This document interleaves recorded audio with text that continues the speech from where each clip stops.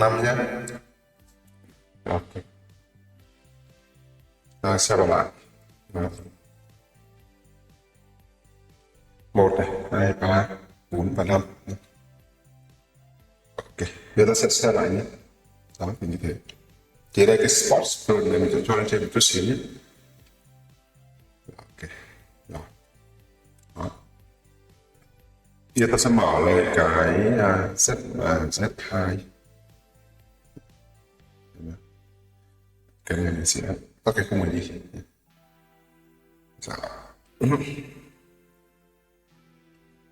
Cái 5 này. To một chút nhé. Ở đây.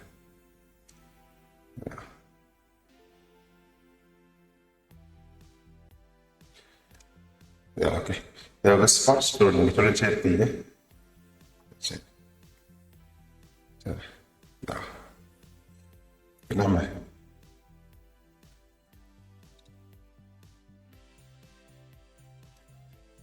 Rồi. Ok. Thế thì ta vào tiếp cái 5 này, ta chỉnh một chút. Ở đây rồi.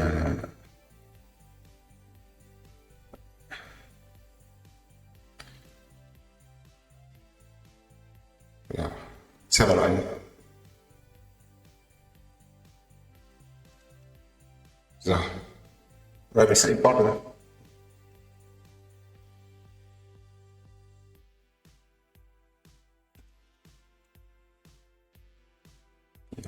Thì đây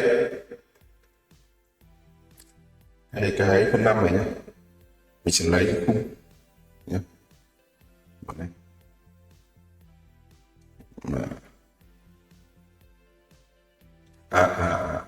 Sorry.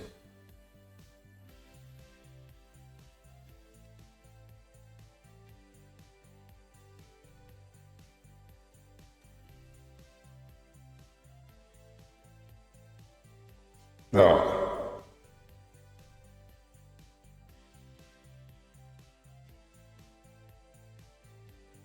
Rồi. Ok nhé, thì cái này.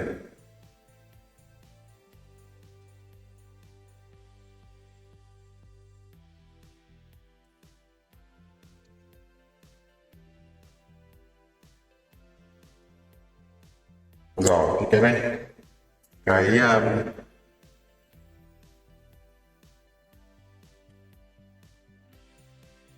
rồi.